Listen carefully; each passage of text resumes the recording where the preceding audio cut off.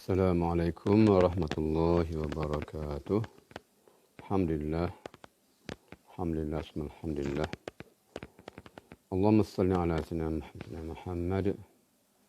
Allah ftahna babal khairat. Allah ftahna babal ilm, babal jannah. Allah faqihna fid din ma'alim ta'wil. Allahumma faqihna fid din ma'alim ta'wil. Allahumma faqihna fid din ma'alim ta'wil. Allahumma zidna ilma ma tanqusna min rahimin. Alhamdulillah kita dapat meneruskan bacaan kita Al-Kabair. Dan hari ini kita meneruskan yang tajuk ilmu, ulama dan ilmu, gitulah. Minggu lepas kita telah jelaskan tentang ta'rif ulama, pengertian ulama. Kalau nak ingatkan lagi bahawa ulama itu dari segi bahasanya man lahu ilmu, orang punya ilmu. Tapi dari segi syaraknya itu adalah orang yang berilmu, ia punya sumber ilmu yang sah, beramal dengan ilmunya, menyampaikan ilmu dengan ikhlas, dan sabar sepanjang masa belajar ilmu dan menyampaikan ilmu. Satu ciri ulama yang paling utama disebut dalam Quran Karim, innama yakhshallaha min ibadihi al-ulama. Innama yakhshallaha min ibadihi al-ulama. Sesungguhnya yang paling takut pada Allah Ta'ala ulama. Ciri yang tadi itu, orang berilmu, belajar ilmu, beramal sebanyak, tapi yang takut Allah Ta'ala. Takut ini terbukti dengan perbuatannya, perkataannya, amalannya, pergaulannya. Hakikatnya dalam hatinya. At-taqwa hahuna, at-taqwa hahuna, at-taqwa hahuna. Nabi Isyak punya tu. Takwa di sini, di sini, maju di hati. Zahirnya nampak, Masya Allah, seorang yang hebat, yang alim, yang wara, yang zuhud. Tapi hakikatnya, hahuna, di sini. Maka sebab itu, jagalah hati ini supaya tidak lari daripada landasan Allah SWT. Dengan perbanyakkan zikrullah, dan perbanyakkan muhasabah diri, dan perbanyakkan mujahadah, muraqabah dan sebagainya. Ini ciri-ciri penting dan sebagai orang alim, seorang ulama, seorang da'i, seorang muslim. Biasa muhasabah diri, koreksi diri. Daripada pagi tadi kita buat apa, sampai ke tengah hari, sampai petang apa kita lakukan. Kalau baik semuanya, Alhamdulillah. Daripada petang sampai ke pagi pula, apa kita lakukan. Jika baik, Alhamdulillah. Jika tidak, maka perbanyakkan istighfar pada Allah Ta'ala. Jika salah itu dengan makhluk, dengan Allah Ta'ala. Tapi dengan makhluk, carilah makhluk untuk mohon kemaafan daripada mereka. Sepanjang hari kita mengumpat, sepanjang kita mengata orang, sepanjang kita menghasad, sepanjang hari kita tiba seseorang, jumpa dan minta maaf. Tidak sanggup, jangan lakukan. Kita baik, Masya Allah. Maka sebab itu, ciri ulama itulah yakhshallah, khashyatullah. Innama yakhshallaha min ibadi al-ulama. Surah Fatih ayat 28. Kita ulangi lagi ayat Quran yang menegaskan soal ulama ini. Tentang ulama ialah innalladzina yaktumuna ma anzalallahu minal bayyinat. Innalladzina yaktumuna ma anzalna minal bayyinat wal huda min ba'di ma bayyana lin-nas fil kitab ulaika yal'anuhumullah wa yal'anul la'inun. Ini kita dah baca minggu lepas, kita ulang lagi dan ulang. Sehingga terasa ta'assur, terasa terkesan pada diri kita sendiri. Bukan sekadar faham, tapi terkesan berdiri. Sungguhnya orang-orang yang menyembunyikan apa yang Allah ingin kami turunkan berupa keterangan yang petunjuk al-huda, telah kami jelaskan kepada manusia Alkitab Al-Quran, maka itulah yang dilaknat Allah dan dilaknat pula oleh para malaikat. Orang yang alim, orang yang mengetahui, tapi tidak sampai ke ilmu sebenarnya. Apalagi kalau berkepentingan duniawinya, untuk pribadinya, kelompoknya. Waliyazbillah. Tunggulah kalau itu tabiatnya, itu perangainya, itu sikapnya, maka yal'anuhullah wa yal'anul la'inun. Ada dua golongan di dunia ini. Sinfan min nas, idza salaha salaha an-nas, idza fasada fasada zaman. Sinfan min nas, dua golongan manusia di dunia ini, dan manusia ini idza salaha salaha an-nas. Jika baik dua golongan ini, baik manusia ini. Bila fasada, yang dua-dua rosak, maka rosak kedua-duanya. Mas satu-satu yang tempang cukup ulama, itu ulama umara. Dua golongan ini, kalau baik dua ini, itu al-ulama dan umara, baik dunia ini. Baik negara ini, baik negeri ini, baik masyarakat itu. Tapi kalau rosak kedua-duanya, rosak dunia ini. Rosak negara ini, rosak umat. Maka sebab itu pun jaga dua ini. Al-ulama wal umara. Kedua-duanya bersaing, bekerjasama. Keduanya bersatu untuk membangunkan umat, membangun negara, dunia selamat. Kedua-duanya abai, dua-duanya tidak bertanggung jawab, dua-duanya tidak amanah, rosak dunia ini. Satu rosak mentempang. Sebab kereta ada tempat roda. Tercabut satu tak boleh jalan. Motor ada dua roda. Tercabut satu tak jalan. Tidak dua kaki. Satu kaki tempang, tidak sempurna. Maka kedua-duanya mesti bekerjasama pada yang makruf, bukan pada yang mungkar. Itu sangat penting dalam hal ini. Dan kita sebut minggu lepas bagaimana soal hati. Soal hati. Bagaimana seorang yang alim, seorang yang beramal dengan ilmunya, zahirnya. Dia mati tanya oleh Allah Ta'ala, apa kamu buat dunia ini dengan ilmumu? Ilmu Al-Quran yang pelajarinya, ilmu fardu ain, fardu kifayah, dan apalah aku dia alim, masya-Allah.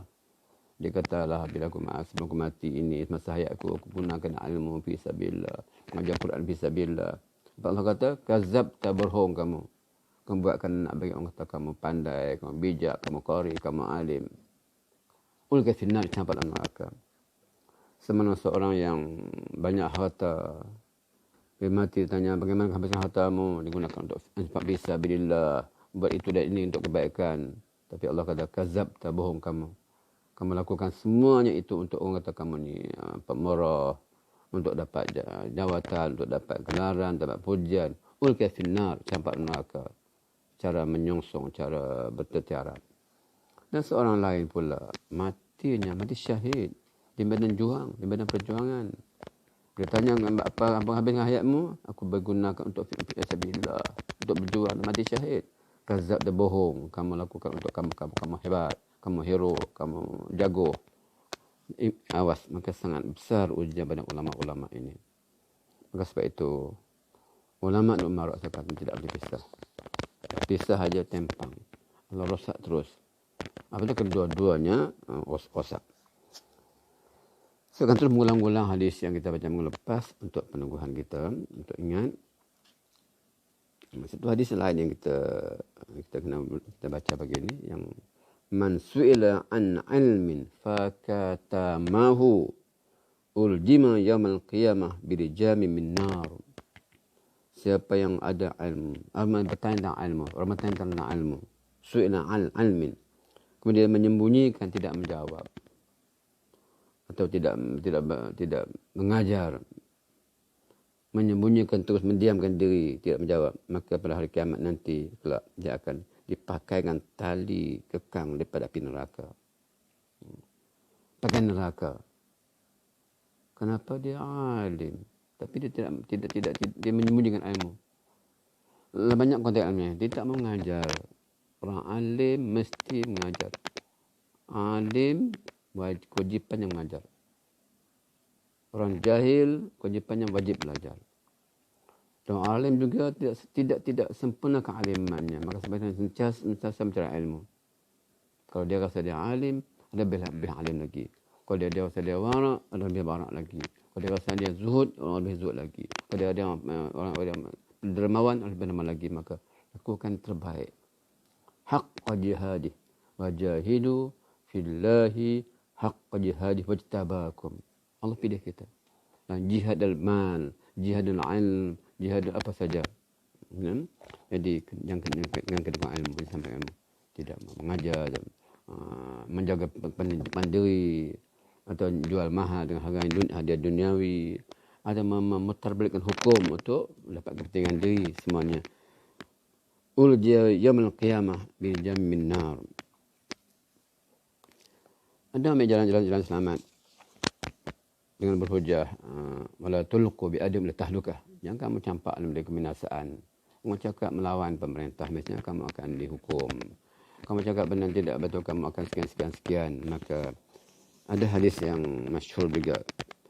Ini ada hadis yang lain yang saya pernah jumpa. As-sakit al-haq, as-syaitan akhras. As-sakit al-haq, syaitan akhras. Diam, tidak berkata-kata, tidak bercakap, tidak mengenal ilmu, tidak mendengar kebenaran. Dia rupanya syaitan akhras, syaitan yang bisu. Sudah syaitan bisu pula. Jadi maknanya orang-orang yang alim, orang yang berilmu ini mesti menyampaikan kebenaran dengan sebenar-benarnya seperti yang dituntut oleh Al-Quran Al-Karim dan sunnah Nabi SAW. Menyimpan ilmu tidak sampai dengan apa sebab pun, maka dikhawatiri dia tergelar atau masuk golongan syaitan akhras, syaitan bisu. Dalam tempat lain Nabi bersabda, man katama ilman aljamullah yaumil qiyamah bilijamin nar. Yang sama nada tadi, siapa yang menyimpan ilmu tidak menyampaikannya kepada umat, maka dia akan dicampak neraka, pakai neraka. Satu hadis yang masyhur yang diulang-ulangi juga oleh guru-guru kita, Nabi bersabda, innallaha la yaqbalu ilmi intiza'an yantazi minan nas من العباد ولكن يبلغ العلم بقبل العلماء حتى إذا لم يقع عالما اتخذ الناس رؤساء أو رؤوسا جهالا فسئلوا فاخطأوا بالعلم فضلوا. Ulama tidak kekal, ulama akan mati, dan kematiannya tidak seperti biasa. Jarang ada pengganti, tidak ada pengganti. Kalau ada tidak sama dengan ulama yang dahulu. Cara mudah kita lihat kalau orang lama umur 60-an 70-an kan ada pengalaman di pesantren, di pondok. Kalau di Malaysia ini banyak pesantren, di Kedah misalnya, ada di Kelantan banyak, di Selangor ada 1-2, ada juga di Johor, ada juga di Terengganu, ada. Kalau di Indonesia sangat hebat dengan pesantrennya, mulakan ulama-ulama pakai hebat-hebat. Tapi bila meninggalnya seorang tuan guru, meninggal Pak Kiai ini, tidak penggantinya. Kalau ada pengganti pun tidak sama dengan pertama. Yang kedua meninggal, tidak, ini pengganti yang ketiga, tapi tak sama yang kedua. Sudah nipisnya, semakin nipisnya kehebatan ulama ini dari semasa ke semasa. Ini menyebabkan bahawa Allah tidak mencabut ilmu dengan begitu daripada orang yang alim jadi bodoh dan sebagainya. Tapi biqabdil ulama, mematikan ulama hatta hingga tidak berbaki seorang pun ulama. Itu khususnya ketika itu manusia mengambil ru'asaan atau ru'usan juhala, ketua-ketua daripada juhala, orang jahil, orang bodoh, orang sapeh. Fasu'ilu, maka orang bertanya mereka tentang hukum fatwa itu dan ini. Fa'afta bil ilmi fadal. Dia bakal fatwa tanpa ilmu, adallu. Ada dalam sejarah ulama-ulama hanya membuat fatwa mengesahkan perbuatan pemimpin. Pemimpin buat salah dulu, membuat satu perkara, ulama diminta untuk mengesahkan perbuatannya. Ini wal'iyazbillah. Ulama ialah orang yang mengeluarkan fatwa. Suatu fatwa benar tidak jelas Al-Quran Karim, hadis Nabi sallam dan sebagainya, itu suatu fatwa baru yang sumbernya tidak lari daripada Quran, Sunnah, Ijma' dan Qiyas sebagainya. Tapi bila dia fatwa mengikut rentak, mengikut acuan yang diminta oleh pemimpin, waliyazbillah, sepatutnya dia menunjuk jalan kepada pemimpin yang benar, yang betul. Macam berlaku pada Imam Nawawi misalnya yang termasyhur itu. Ketika pemimpin, ketika raja minta ulama-ulama mengesahkan fatwa, mengesahkan perbuatannya, apa-apa yang dibuat itu untuk mengambil harta rakyat, tujuannya untuk mempertahankan negara dan negeri akan diserang musuh. Ulama-ulama menjawab boleh, sebab pertahankan negeri dan negara, keselamatan rakyat betul. Tapi Imam Nawawi tidak berpendapat gitu. Fatwa tidak ikut rentak pemimpin. Fatwanya tidak mengikut nafsu.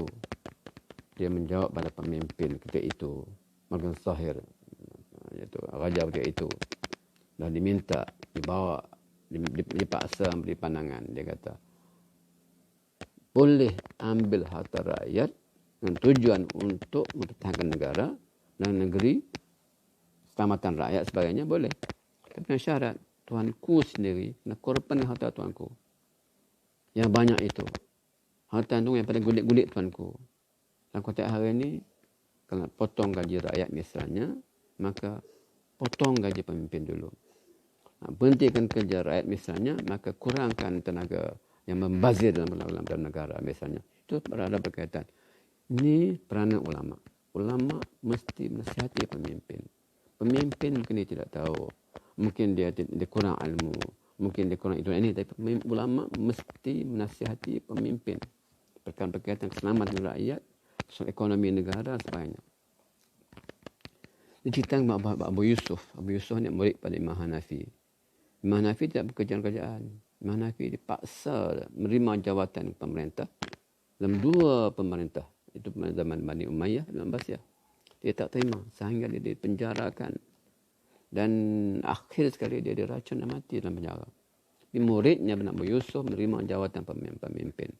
Jawatan pemerintah, jawatan khalifah, jawatan daripada khalifah. Sepenasihat, tapi dia memang tegas.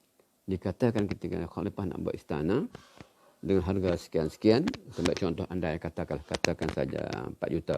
Contoh saja, tidak tepat sekadar untuk bandingan.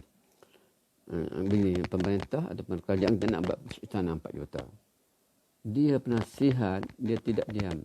Dia orang alim, dia tidak diam. Dia orang faqih, tidak diam. Dia tanya, berapa harga istana ini? 4 juta. Siapa kontraktornya? Siapa arkiteknya? Apa bahan-bahannya? Akhirnya dia kata, tidak. Kalau itulah keluasan, itu kualiti, itulah bahan istana ini, dia kata bukan 4 juta, sebenarnya 2 juta saja. Akhirnya percaya. Dia buat istana dengan harga 2 juta, separuh pada harga asal. Ini peranan ulama. Bukan sekadar untuk buat fatwa puasa, bila berfatwa untuk itu dan sebagainya. Tapi besar itu. Dalam konteks sekarang. Kalau fatwa penjarakan sembahyang misalnya. Fatwa untuk tidak pergi sembahyang. Ya, terima saja. Katanya sepakat ulama-ulama luar dan sebagainya. Tapi sebenarnya benar-benar lagi yang berkaitan. Bukan solat-solat, bukan menjarakan. Banyak perkara yang dilakukan pemimpin mesti ulama menasihatinya. Pembaziran. Misalnya soal ketirisan, soal berkaitan kezaliman, soal fitnah, sebagainya. Ulama mesti ke hadapan untuk mempertahankan kebenaran, untuk menentang kezaliman ini. Ini ulama. Sebab itu bukan mudah, bukan untuk menjadi orang alim. Ya, mudah untuk ajar ilmu, bukan mudah untuk beramal. Ya, mudah beramal untuk sendiri, tapi tidak mudah untuk mencegah kemungkaran dan tidak mudah untuk mengajak pada yang ma'ruf ini. Pendengar yang kasih sekalian, satu hadis yang saya nak kongsikan pada hari ini,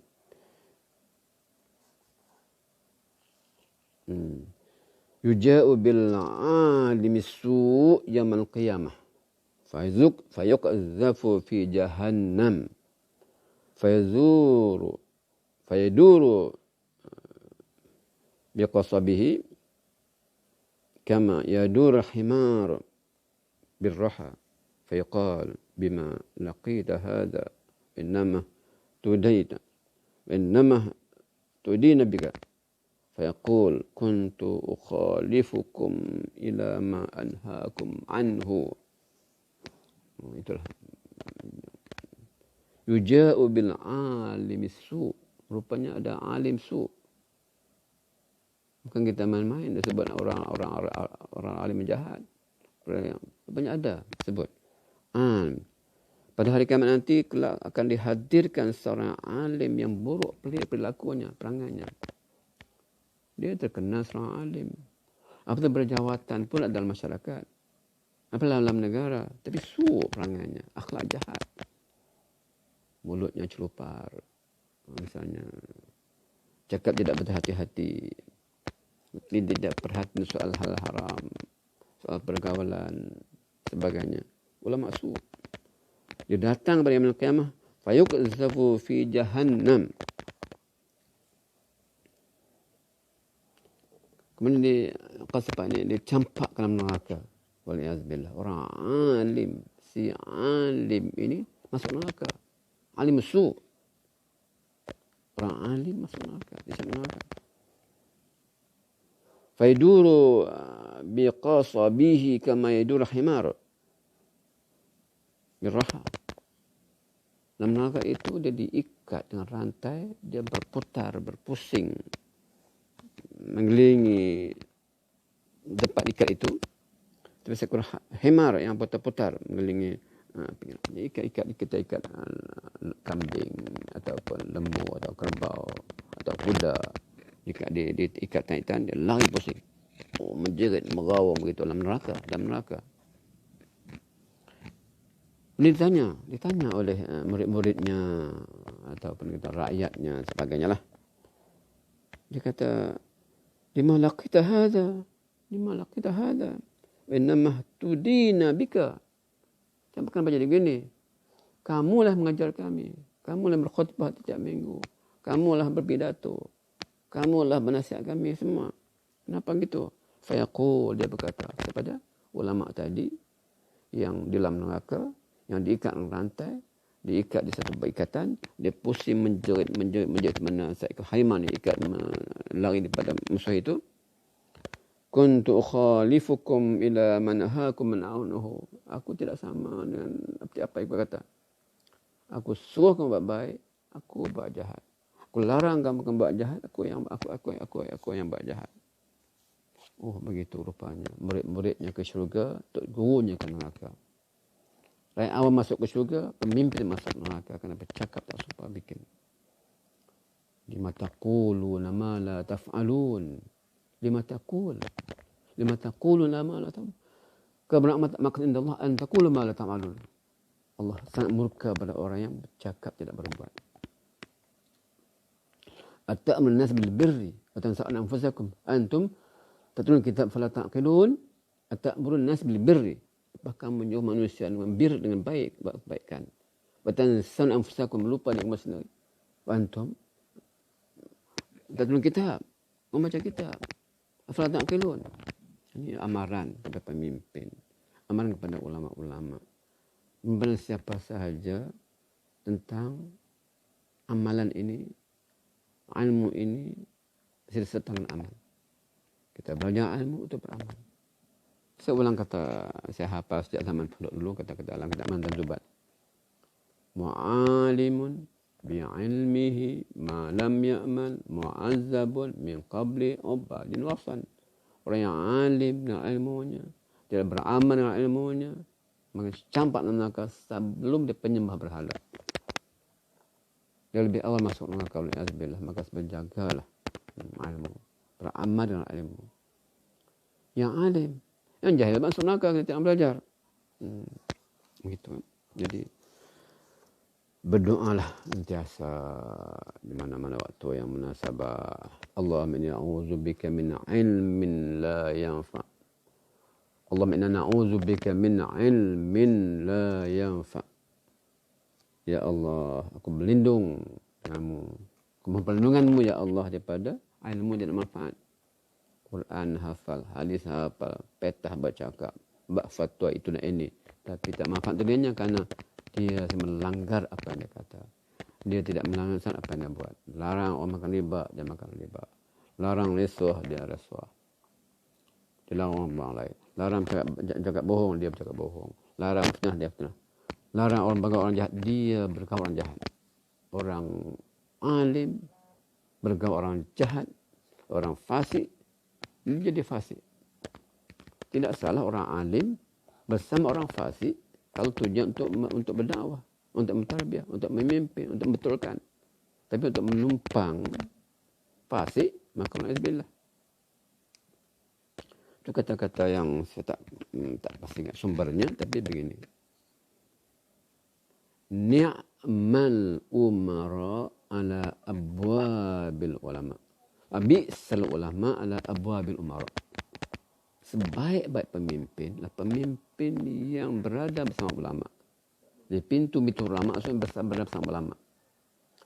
Wa bi'sal ulama ala abwabil umara. Seburuk-buruk ulama, seburuk-buruk orang alim sentiasa berada bersama orang fasik, bersama orang fajir, bersama pemimpin yang jahat.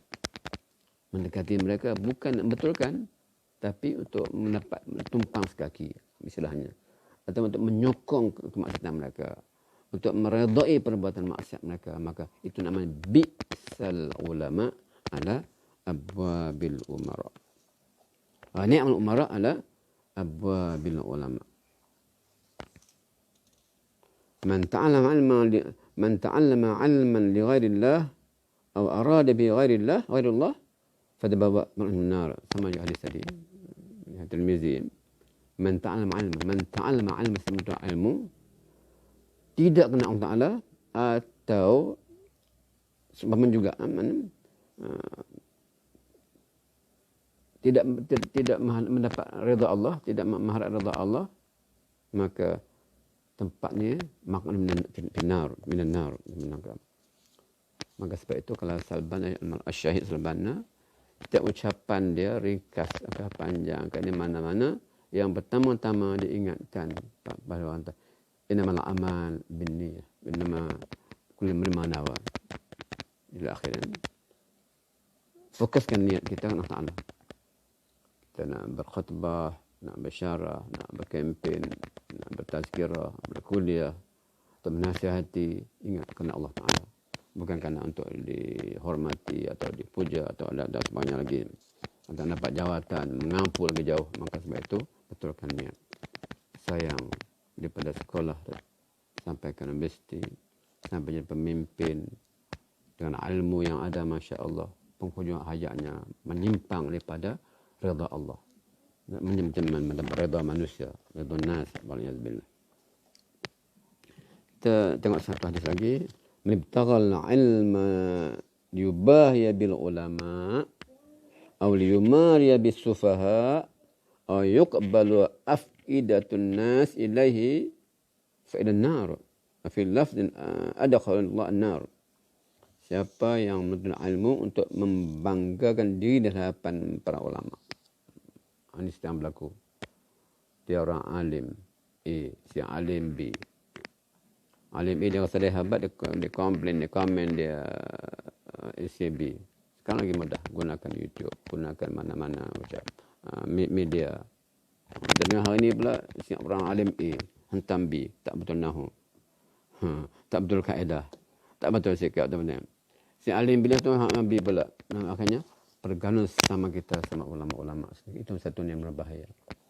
Orang tak takut lagi, tak hormat lagi bila ulama-ulama menunjukkan perbezaan pendapat, benda-benda kecil, maka merosak umat. Keliru orang awam. Orang pembimbing ambil kesempatan untuk kata kalimat ulama. Benar kata sebuah buku daripada Amir Amdah sebenarnya. An-nas baina jahli abna'ihi wa ulama'i.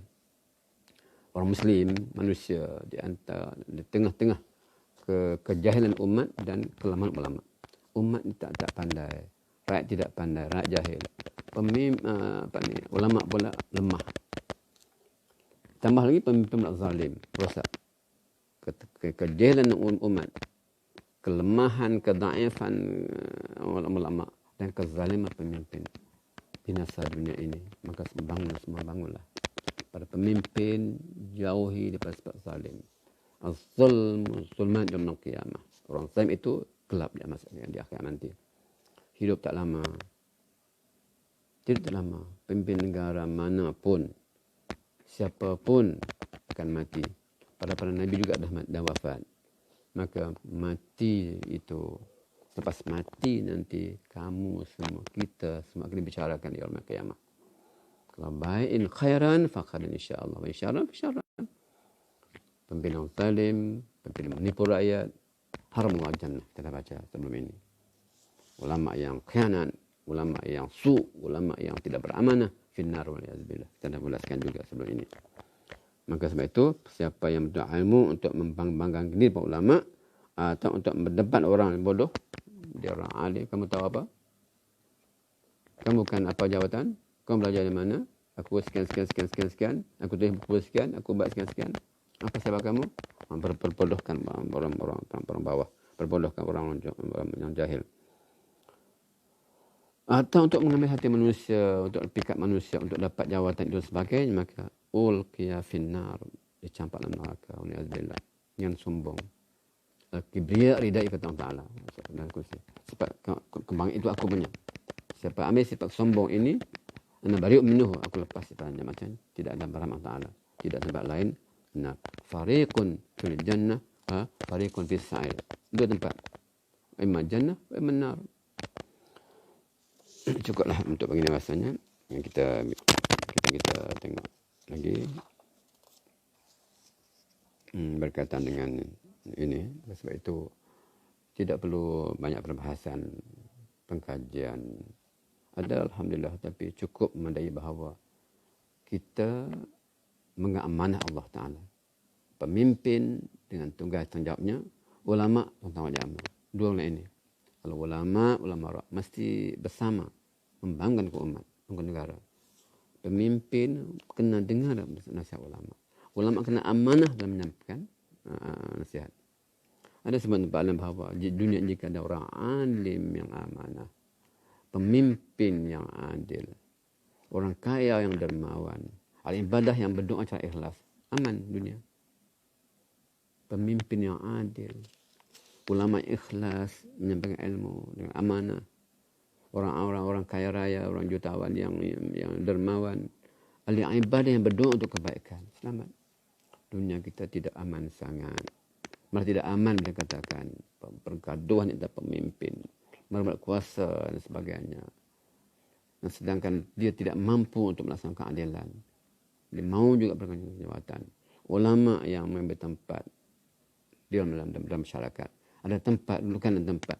Tidak aman dengan ilmunya.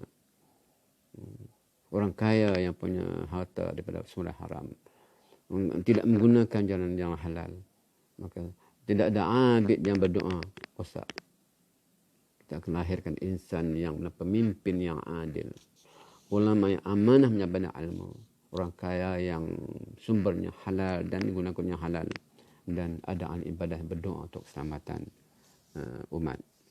Wallahu a'lam. Insyaallah jumpa lagi minggu hadapan. Aku qauli hadza astaghfirullahalazim li wa lakum. Assalamualaikum warahmatullahi wabarakatuh.